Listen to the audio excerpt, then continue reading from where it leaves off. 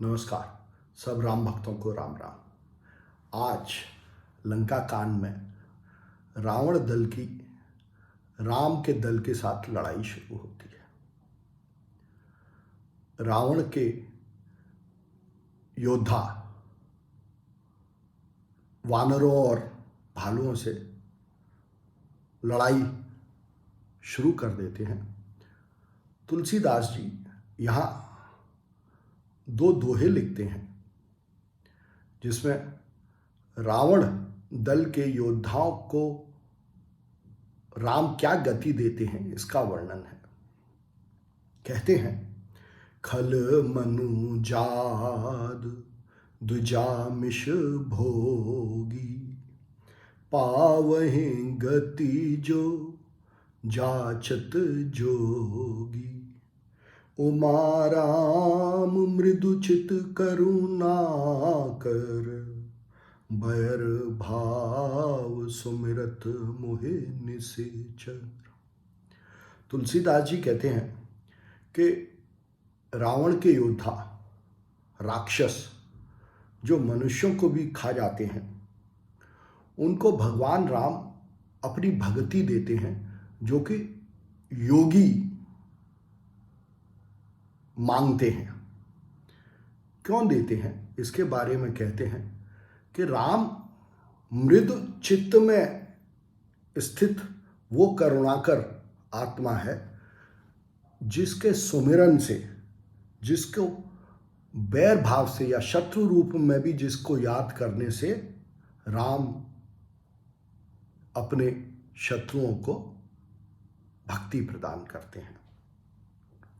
आगे कहते हैं तुलसीदास जी, देहि परम गति सोजिय जानी, अस कृपाल को कहु भवानी।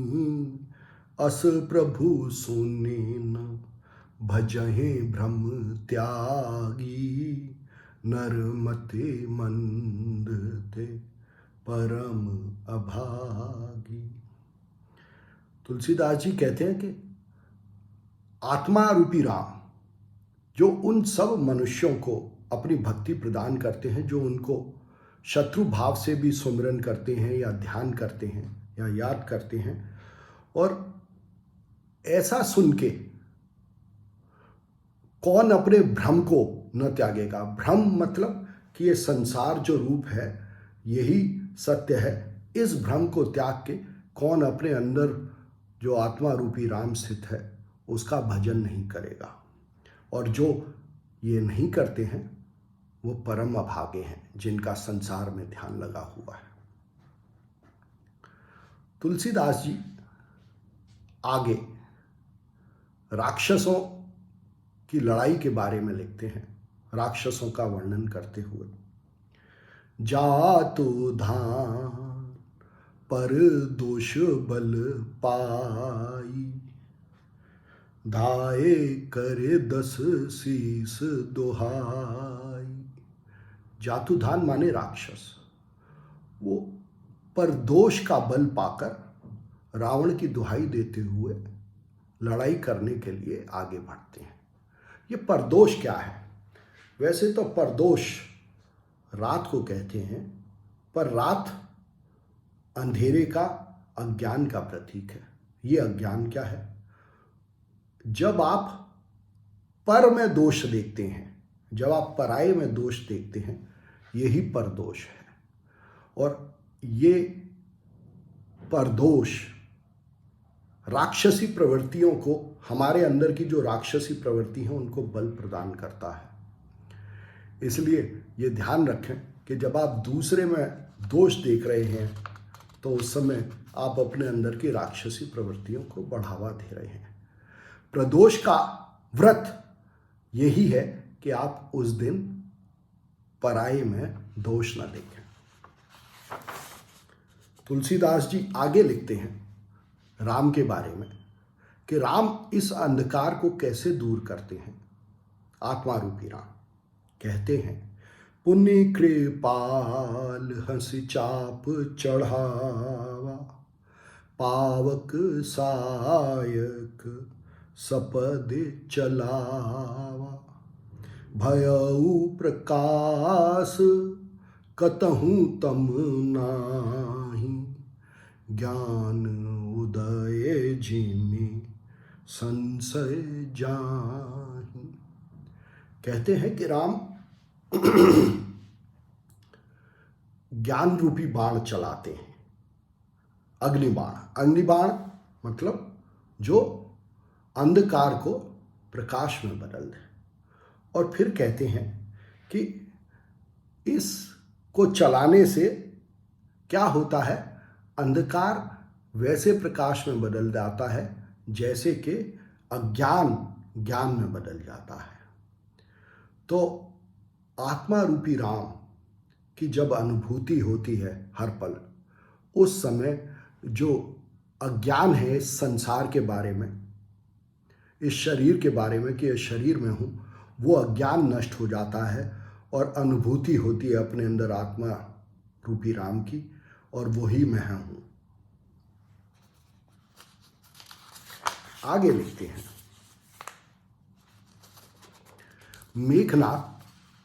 मेघनाद लड़ने के लिए आता है। मेघनाद कौन है? हमने पहले भी चर्चा की कि मेघनाद का मतलब है बादलों का गर्जन। हमारे अंदर जब बादलों का गर्जन होता है तब मेघनाद लड़ने के लिए उतरता है। इसका क्या मतलब है कि जब हमारे अंदर बहुत शोर होता है, जब हमारे अंदर बहुत सारे विकल्प होते हैं और उन विकल्पों के कारण बहुत शोर होता है, ये करें वो करें, मैं क्या करना चाहता हूँ, मुझे क्या चाहिए, जब ये सब शोर उपस्थित होता है हमारे मन में, तभी मेघनाद लड़ने के लिए उतरता है हमारे अंदर। फिर क्या होता है, उसके फलस्वरूप मन यानी लक्ष्मण भी लड़ने के लिए तैयार होते हैं। तुलसीदास जी कहते हैं कि जब लक्ष्मण मेघनाद का मुकाबला करने के लिए निकलते हैं तो नाना वेधे प्रहार कर शेषा, राक्षस भयउ प्राण अवशेषा, रावण सुत निज मन अनुमाना, संकट भयउ हरहे मम प्राणा। जब मन यानी लक्ष्मण बहुत लड़ाई लड़ते हैं तो जो मेघनाद है, जो शोर है हमारे अंदर, वो खत्म सा होने लगता है और मेघनाद रूपी शोर को ये पसंद नहीं। तो मेघनाद क्या करता है, तुलसीदास जी लिखते हैं, वीर घातेनी छाड़ से सांगी, तेज पुंज लक्ष्मण उर लागी, मूर्छा भई शक्ति के लागे, तब चले गयउ निकट भय त्यागे। मेघनाद यानी शोर जो मन में उत्पन्न होता है, वो शक्ति छोड़ता है। क्या शक्ति है? ये सांगी शक्ति। सांगी शक्ति का क्या मतलब? सांगी शक्ति का मतलब कि संग की शक्ति, संगता को हथियार के रूप में इस्तेमाल करता है। संग क्या है? संग माने जिस चीज में हमारी आसक्ति हो जाए, वही सांगी शक्ति है। तो आसक्ति को, किसी भी व्यक्ति वस्तु स्थान में आसक्ति को ही सांगी शक्ति कहा। और जब यह आसक्ति मन में आ जाती है तो मन फिर बेहोश हो जाता है। बेहोश होने का मतलब मन फिर जिस चीज में आसक्ति उत्पन्न हुई है उसके पीछे पागल हो जाता है, अपना होश खो बैठता है। और यही जब आसक्ति उत्पन्न होती है मनुष्य में तो उसके साथ होता है, मन बेहोश यानी पागल हो जाता है। आगे लिखते हैं तुलसीदास जी, मेघनाद सम कोटि सत जो धार है उठा, जगदाधार शेष किमि उठे चले खिसिया। जो शोर है हमारे मन में मेघनाद के रूप में, वो मन को उठाने की कोशिश करता है, मन को जगाने की कोशिश करता है।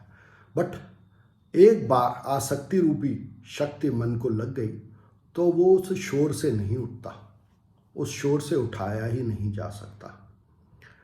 तुलसीदास जी आगे लिखते हैं इसके बारे में, सुनु गिरजा क्रोधानल जासु, जा रे भुवन चारे दस आसु, सक संग्राम जीत को ताही, से वहीं सुर नर अग जग जाही।